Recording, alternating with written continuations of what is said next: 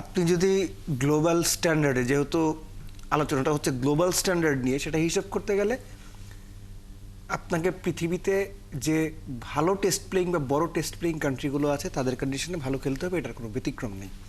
তো তাইজুল ইসলাম global কনটেক্সটে under rated, এরকম একটা আলোচনা শুরু হয়েছে গত 24 ঘন্টায়।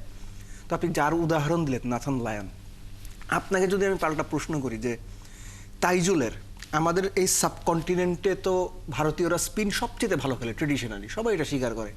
তাইজুল ভারতের এগেস্টে ভারতের মাটিতে কি করেছেন কেউ বলতে পারবেন? হুট করে পারবেন না। তাইজুল ভারতের মাটিতে 4টা টেস্ট খেলেছেন, 6 ইনিংসে 3 উইকেট পেয়েছেন। কয়টা? 5টা।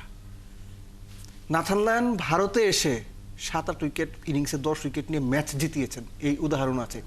আইডিয়ালি তাইজুলের কিন্তু ভারতের মাটিতে ভালো করার কথা, এরকম কন্ডিশনে খেলে অভ্যস্ত। অস্ট্রেলিয়া থেকে এসে নাথান লায়নরা ইন্ডিয়ার বিপক্ষে বল করে টেস্টে 10 উইকেট নিয়ে ম্যাচ জিতিয়ে দিচ্ছেন।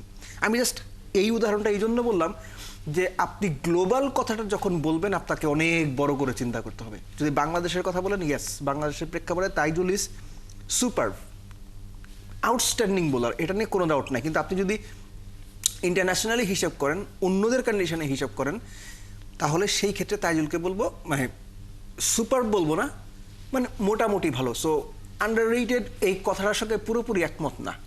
গত 2 বছরে স্পেশালি সাকিব যখন, বা 3 বছরে সাকিব যখন টেস্ট থেকে আস্তে আস্তে সরে যাচ্ছিলেন, তাইজুল তো সবসময় সাকিবের ছায়া হয়েই ছিলেন।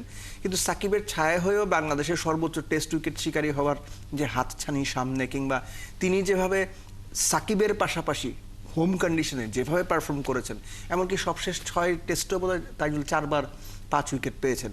He is doing really good. কিন্তু গ্লোবাল কনটেক্সটের কথা যদি বলেন, আই এম সরি, গ্লোবাল কনটেক্সটের হিসেবে তাইজুল অনেক বড় বোলার, এটা মানে আমি মানতে নারাজ।